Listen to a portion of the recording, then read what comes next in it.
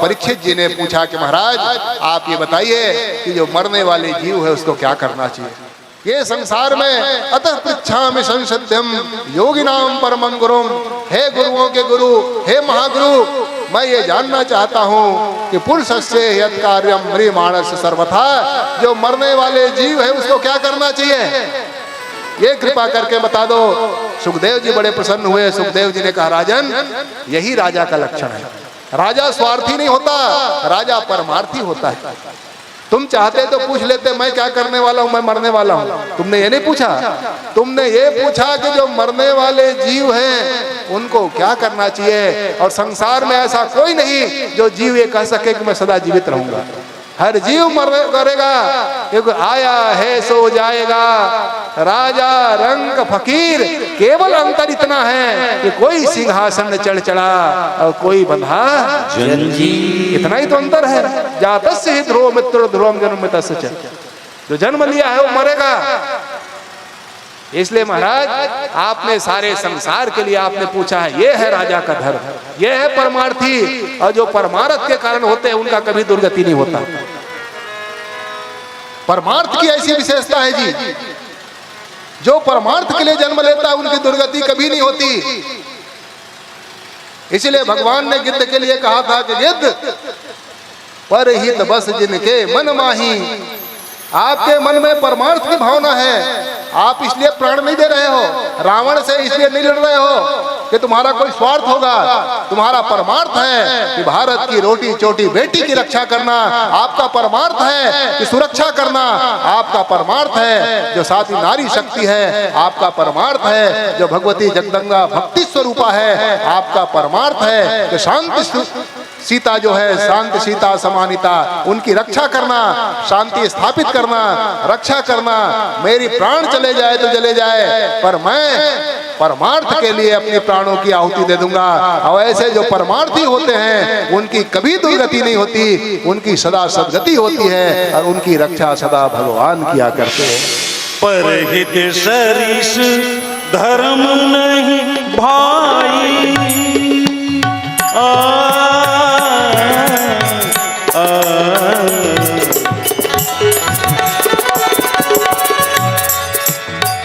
परहित सरिस धर्म नहीं भाई, धर्म नहीं भाई, धर्म भाई। परहित सरिस धर्म नहीं भाई, पर पीड़ा सम नहीं अधमा, मन तड़प हरि दर्शन को आज, मन तड़प हरि दर्शन को आज। मोरा तुम बिन बिगड़ सदर काजी, मोर तुम बिगड़ सदर काजी। सुन मोर व्याकुल मन की बात, मन तड़प हरि दर्शन को आज, मन तड़प हरि दर्शन को आज। बंधुओं, जो परहित जो है वही असली धर्म है। दूसरे को पीड़ा देना, दूसरे को कष्ट देना, यही अधर्म है। इसलिए हे राजन, आपने परहित की बात सोची है। इसलिए हमको भी परहित वाला बनना चाहिए। अगर कल्याण चाहिए, मुक्ति चाहिए, भगवान की कृपा चाहिए, भक्ति चाहिए, ज्ञान चाहिए, वैराग्य चाहिए, तो परहित वाले बनो। और हम क्या हो गए, स्वार्थी हो गए। और स्वार्थ के कारण हमारे अंदर दुख आता है। हम दूसरे के लिए नहीं चाहते कि दूसरा भोजन मिले दूसरे को, दूसरे सुखी हो जाएं, दूसरा बढ़े, दूसरा फूले, ये हम नहीं चाहते। हम चाहते कि हमारा होना चाहिए। दूसरे का चले दुकान नहीं चाहते, हमारा चलना चाहिए। दूसरे का भोजन मिले कि ना मिले, हमको मिलना चाहिए। कपड़ा हमको मिलना चाहिए। भगवान से भी प्रार्थना करते हैं तो नहीं चाहते भगवान सब सुखी हों। ए भगवान मेरा घर में बढ़िया हो जाए, ए भगवान मेरे ऊपर कृपा हो जाए। जाना है क्या? हम सोचे शाम तक रुकोगे बोल के जाओगे, इसलिए पहले नहीं बोलवाए। अन्य दिन चलो ठीक है। नेता आदमी का जी नेता कई जगह काम, और सुशील भैया तो सबसे बड़े नेता है। बोला कहाँ फुर्सत है। बोलो शंकर भगवान की जय। इसलिए स्वार्थी नहीं परमार्थी बनना चाहिए। हम भगवान से प्रार्थना क्या करते हैं, हे प्रभु हमारा मकान बन जाए, हे प्रभु हमको कपड़े मिल जाए, हे प्रभु हमारे लड़के बच्चे नौकरी में लग जाए, हे प्रभु आप हमको सुखी कर दो। यही तो मांगते हो भगवान से। क्या मांगते हो? कभी भागे हो कि संसार सुखी हो जाए भगवान? और जब संसार सुखी होगा तो उसी संसार में तुम भी रह रहे हो, तुम भी सुखी हो जाओगे, तो यही परमार्थ हो जाएगा। और उसी परमार्थ कारण भगवान आपके ऊपर कृपा कर देंगे। और हम मांगते हैं स्वार्थ की, मांगते हैं संसार की वस्तु। अब ये संसार दुख मूलम ही, ये संसार दुख का मूल है, दुख का जड़ है। कोई भगवान से मांगा कि प्रभु संसार सुखी हो, हे प्रभु सबके ऊपर कृपा करो, ये नहीं मांगोगे।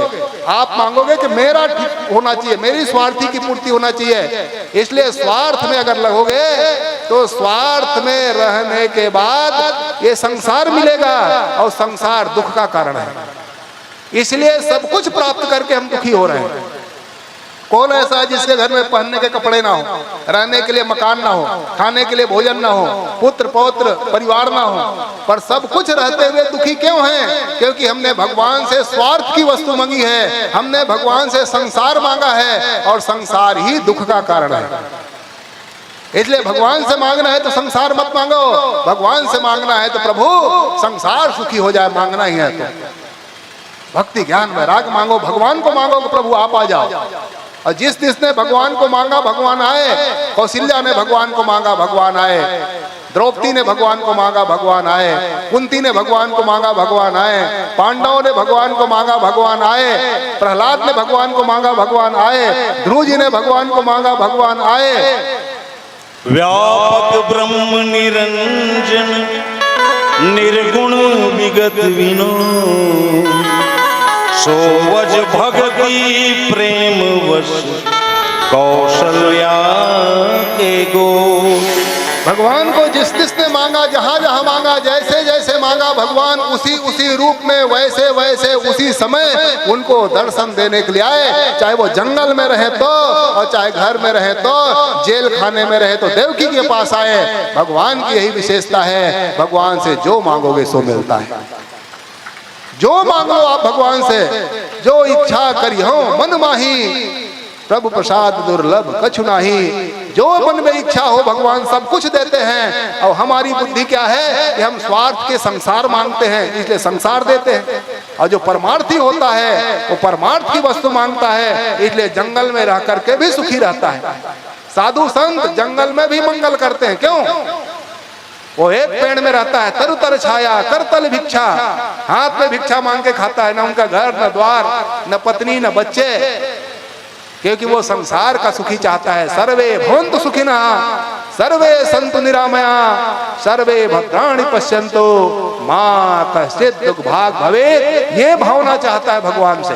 वो धर्म की जयकारा लगाता है, धर्म की जय हो, अधर्म का नाश हो, प्राणियों में सद्भावना हो। वो चाहता है हर प्राणी आपस में प्रेम से रहे, भाईचारे से रहे, एकता के साथ रहे, घर में कोई लड़ाई झगड़ा ना हो, भाई भाई में, पति पत्नी में, बाप बेटे में, समाज में, गांव में कोई लड़ाई झगड़ा न रहे, आपस में प्रेम के साथ रहे। ये साधु संत मांगते हैं। अब इसका परिणाम क्या होता है? इसका परिणाम साधु जंगल में रह करके भी वो मंगल करता है। जहां रहता है लोग उनकी सेवा करने के लिए लोग आ जाते हैं। इसलिए बंधु परमार्थ के लिए व्यक्ति को जीना चाहिए। और साधु इसीलिए शरीर धरता है, परमार्थ के कारणे साधु ने धरा शरीर। साधु क्यों शरीर धारण करता है? परमार्थ के लिए। इसलिए जहां रहता है वहीं सुखी रहता है। इसलिए साधु की पूजा होती है, इसलिए साधु को सम्मान मिलता है, इसलिए साधु जहां जाता है वहीं जय जयकार लगने लगती है भगवान की। और जहां रहता है जंगल में भी मंगल होने लगते हैं। क्यों? क्योंकि उन्होंने अपना जीवन परमार्थ के लिए बिताया है। इसलिए हमको चाहिए परमार्थ का काम करें, स्वार्थ का काम छोड़ दे। और स्वार्थी रहोगे तो दुख मिलेगा, परमार्थी रहोगे तो अपने आप सुख आपके जीवन में आ जाएगा। काम क्रोध में फंसा रहा मन, सच्ची डगर नहीं जानी।